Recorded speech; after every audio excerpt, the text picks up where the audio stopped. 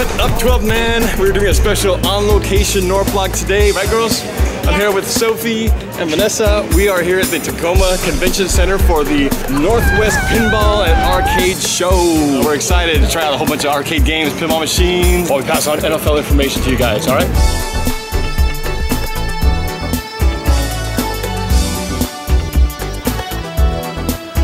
Check this out, it says Lego R2-D2.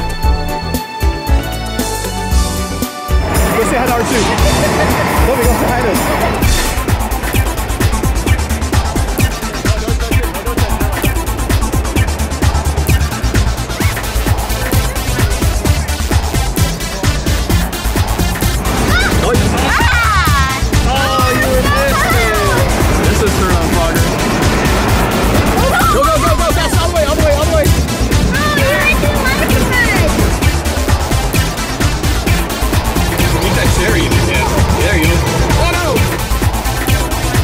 This here is my all-time favorite game ever. I wish I could have owned this one. This one's awesome. Gorf. I put a lot of money into this game a long time ago, back in the day. Good times. I haven't lost my touch yet. Got him. Yes. They're coming in much faster this time. You can't hold them.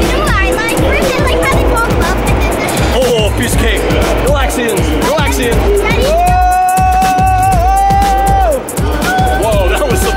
Flying, I'm if I just say it to myself. Yes! Cleared it. Space warp. Faster, got him. Are you trying to hit those tiny dots? I'm just trying to shoot, yeah, the little dots because those turn into big ships. Later! Only one left, yes! Flagship number 2. Flagship number 2 with little guys on it. Hit the little guy, got him. Oh!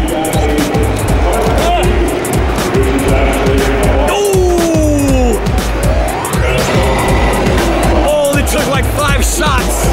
Level 2 complete. Have not lost the touch, baby.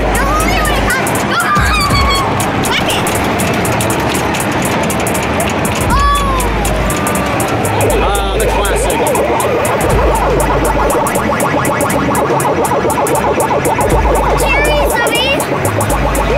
Oh no! You gotta watch out for the bad guys. This is her.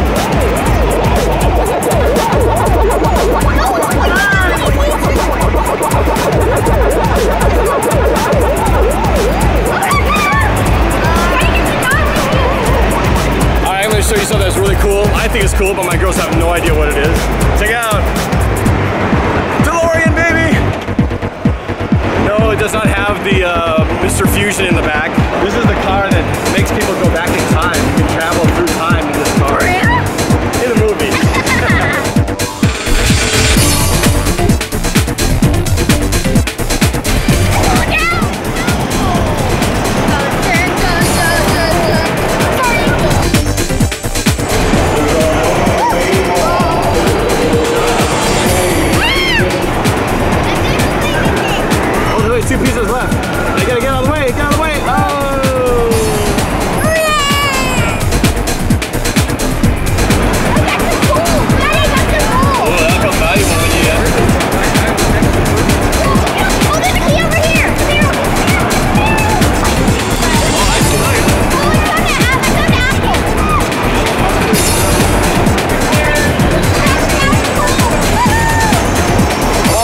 Enjoy a round of Gauntlet Legend. Updates on the Seahawks stuff here.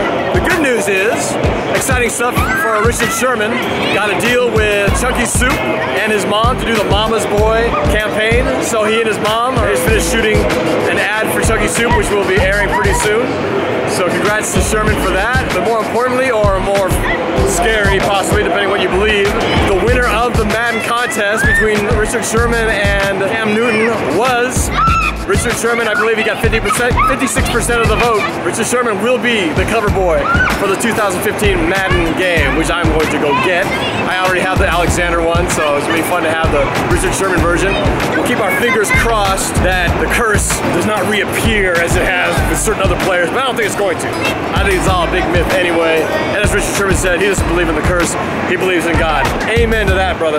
We interrupt this Norblog to bring you a special Norb News Bulletin. Alright, so Sherman is all over the news again. He is trying to get Electronic Arts to actually having the entire LOB, Legion of Boom, on the Madden cover. There is an online petition that you can sign to try to lobby on his behalf. I'll include the link in the description section down below. More Sherman news. After signing his $56 million contract extension, he's found a new home not too far from my place right here in Maple Valley. It is the former mansion that used to belong to former NBA star Jamal Crawford. Almost 9,500 square feet, 6 1/4 baths, 4 bedrooms, 6 covered parking spaces, an indoor pool and hot tub, a billiard room and a game room, wet bar, personal beauty salon, an outside basketball court, and even a dog run. Pretty sweet. Seahawks got some additional depth on the defensive line. They signed Kevin Williams from the Vikings. A 1-year deal, could be worth around $2 million or so. 33-year-old defensive tackle, 11 seasons with the Vikings. First round draft picked in 2003, 6 Pro Bowls, 5 first-team All-Pro selections, 60 sacks, 3.5 last year, where he played 15 games. He has only missed 5 starts during that entire span. So this guy is durable, he's good, still got some gas in the tank, so good pickup by Seattle. Which brings us to our last and possibly most important news item, Marshawn Lynch. There's a lot of rumor and speculation going around there that he is unhappy with his contract and may be holding out to get the Seahawks to restructure his contract.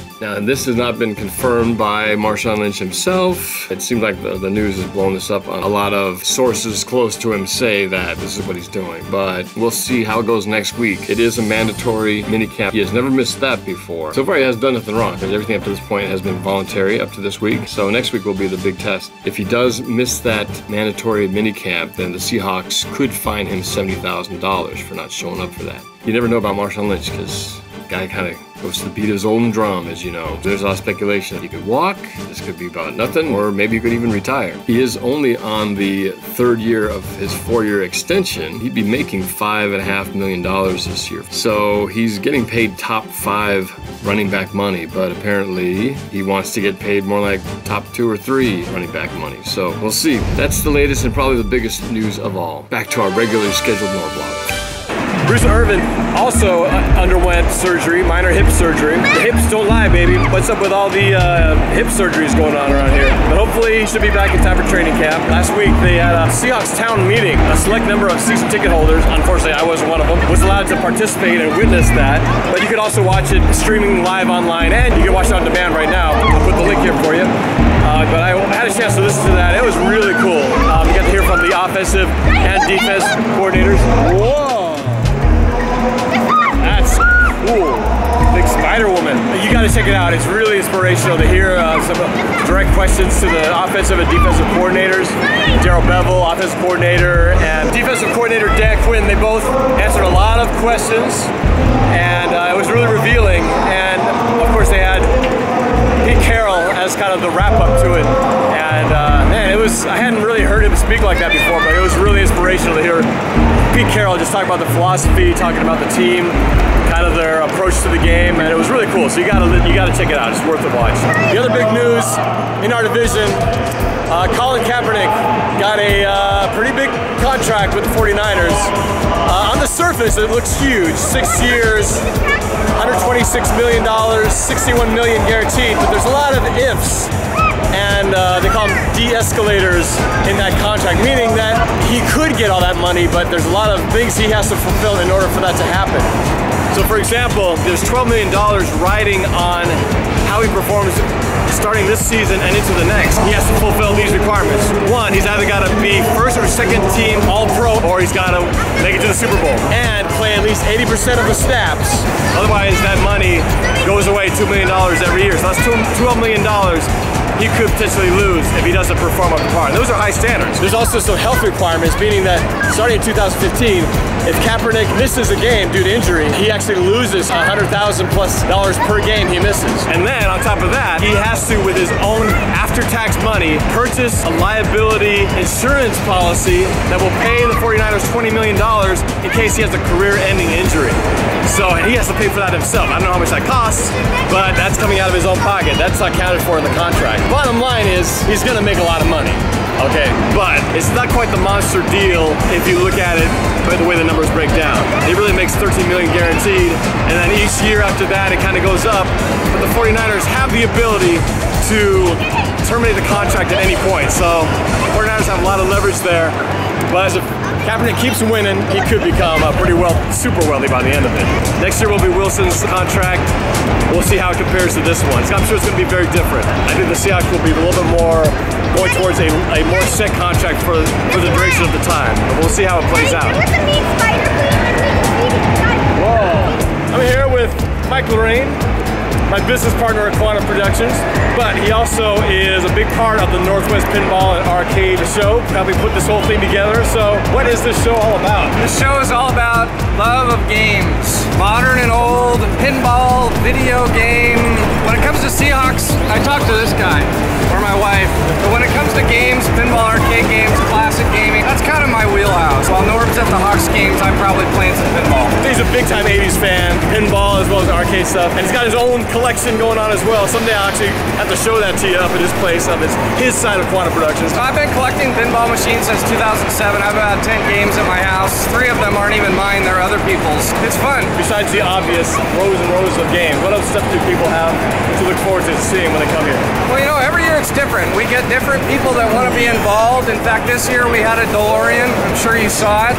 So that's something we've never had before. Different vendors come and sell things like t-shirts, pinball parts. We're an all volunteer-based organization. So everybody like me and everyone else who does this, we do this because we love games. If you think it'd be fun, don't just think about coming to the show, think about getting involved. People who do presentations and speakers and things like that, right? Well, the famous people we have at the show tend to be famous in this world.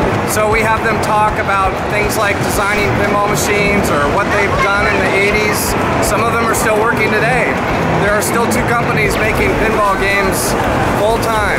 And so there's brand new games coming out. It's not just old, there's new. How about you personally? What's your favorite part of the show? Oh, that's easy, the children.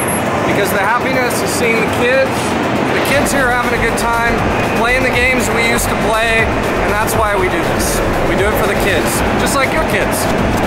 Yep, my girls are having a great time. They've been on this machine for like 45 minutes now, and I think I found a new, they've never played this kind of game, a hack and slash type of game like this, so they discovered something new today, which is pretty cool. Fun to introduce them to the old classics. Yep. Now, how about your boys? Brett and Kyle, they're a little bit younger than my kids, but they came out this weekend. I think they enjoyed just playing the games. My pinball machines don't get a lot of action down in the house. Believe it or not, my kids don't play them, but guess what? My wife told me my son Kyle was playing one of my games for an hour this morning. So coming here, it's kind of like all of a sudden, it's cool again. It's retro, you know, retro, old but cool. Old but cool, kind of like us. Yeah. We're about ready to close down in about 10 minutes here, and we'll do it again next year. And I'm just glad Norb-Cam could be here and document this day. Yeah. When are they gonna get a Seahawks pinball machine? I've never seen one of those before. Has there been a team football? I know there's been the other, football games, but has there been a team? You know, I believe they did do a version of a football-themed game where you could get it in the team of your choice, but that was from the 90s. So they're out there, but I never see them come up for sale because, for instance, if Norb had a Seahawks pinball machine, you can bet he would never sell it. That's true. Ever. All right, well, maybe in my dream someday, when I win the lottery, I'll get a Seahawk pinball machine. But in the meantime, come check it out next year. We'll put the website right here where you can look up the show. Come next year. It's a lot of fun. It's a blast. All right? Well, that wraps up our time here at the Northwest Pinball and Arcade Show. Girls, did you have a good time? Yeah. What was your favorite parts of the show today? I like playing games. Which game did you like? I like playing Pac-Man and Captain America. Captain America. And you know what it's called? Do you remember that one that you played for like 45 minutes? That was Gauntlet. Oh. Gauntlet Legends. That was fun, huh? You guys were killing all kinds of creatures and stuff. Very Lord of the Rings-ish, right? How about you, Nessa? What did you think of the show? There's like good. What did you enjoy about it? Captain America and... The last game that we played? Yeah, and I like Pac-Man. Pac-Man? Just Pac-Man or Miss Pac-Man? Just Pac-Man. Let's finally introduce him to the classic. Awesome. So we will definitely be back here next year and hope to see some of you guys here too. Bring your kids. Lots of fun, young and old, especially if you're an 80s generation guy like myself. But before I wrap up, I gotta do one quick shout out. John Agresta from Cleveland, Ohio, 12-year-old Seahawks fan, 12-year-old 12th man. That's cool, 12-year-old 12th man. Here he is, put your picture up there. John, thanks for watching the Norb-Cam show. Hope to meet you one of these days. You can come out to the game and see the Hawks in person. But in the meantime, go Hawks! We are the 12th man, Seahawks, we got your back.